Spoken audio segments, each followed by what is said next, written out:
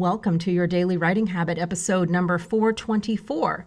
If you're writing a book or thinking about it, or maybe you've started writing your book, but you need some help finishing it, or perhaps you're at the stage where you need help reaching more readers to let them know about your amazing book, you are in the right place. Good morning and happy Monday. I'm your host, Christine Whitmarsh, also known as Christine Inc., like that stuff we write with. Each day I'm sharing with you the writing habits I've learned over my 18 years as a ghostwriter, book coach, and author.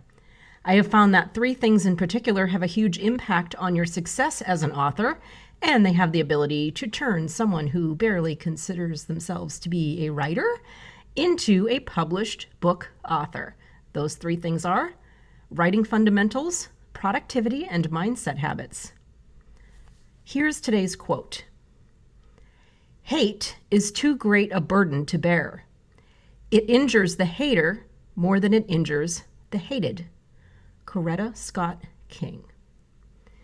So once again, good morning, happy Monday. So writing fundamentals, productivity, and mindset habits. Those of you who listen to the show regularly are probably very familiar with those three things by this point. Those are the three things that can determine an author's success and even turn a non-author into a published author. Because of that, each Monday I am offering a kind of quick tip or strategy for each of those three areas. Here's today's writing fundamentals tip. There are words and phrases that I refer to as watering down language. And yeah, I make up a lot of phrases and acronyms and language, especially with all the book coaching clients I have. I'm always reviewing their manuscripts and coaching them to a completed book. So I tend to make up a lot of stuff along the way. I think a lot of teachers do that, right?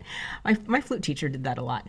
So I've come up with watering down language. So for me, again, this is totally me. You're not going to find it other places. It means language that takes away from the impact of what you're writing. These are words and phrases that we often use in real life conversations, whether to be polite or, social or even politically correct.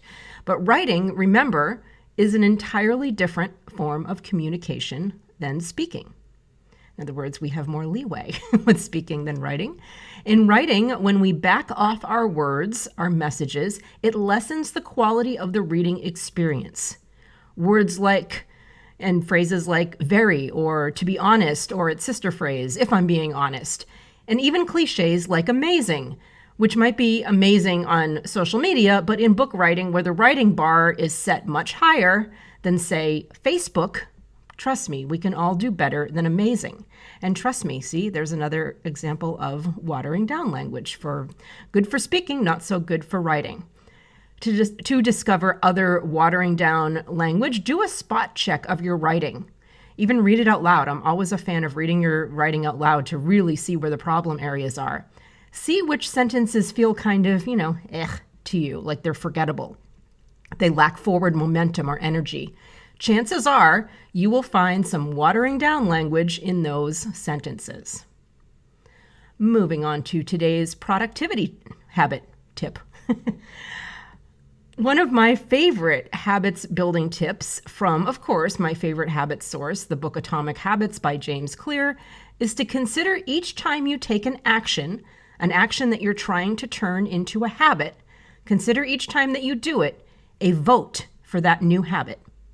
And I love this because this way, if the habit building process is a little sporadic, like we remember to do something one day, but maybe not the next, or maybe not for a few days or a week, and then it's just like, what was I trying to do? So even if that happens, this way you can see it every time you do the thing, every time you take the action that you're trying to build into a habit, that is one vote. And the more votes you have in favor of the new habit, the more often you'll do it. And eventually the scales will start to tip in favor of the new habit. And once you've done the thing more often than you've not done the thing, like you've exercised more than you've not exercised, you will, in other words, you'll have accumulated more votes in favor of it, then you will have a new habit. Hi, happy Monday.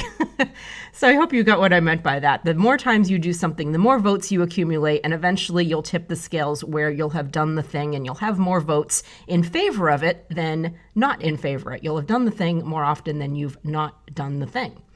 So therefore, for instance, every time you write, that is a vote to make writing a habit. So every time you sit down in your writing cave, even for just like a half hour one day, that's a vote.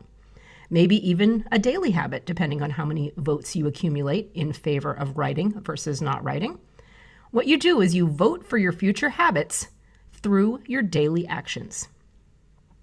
And finally, here's today's mindset habit tip.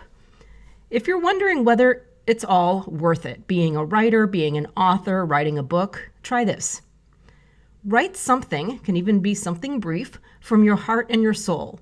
It doesn't have to be related to your book, but if you do have a book in progress, see if you can connect it somehow. Write something personal and powerful and send it to someone, to one person. So this doesn't mean publish it on social media, anything like that. Think of a person you can send it to who needs to hear it. Then note their response.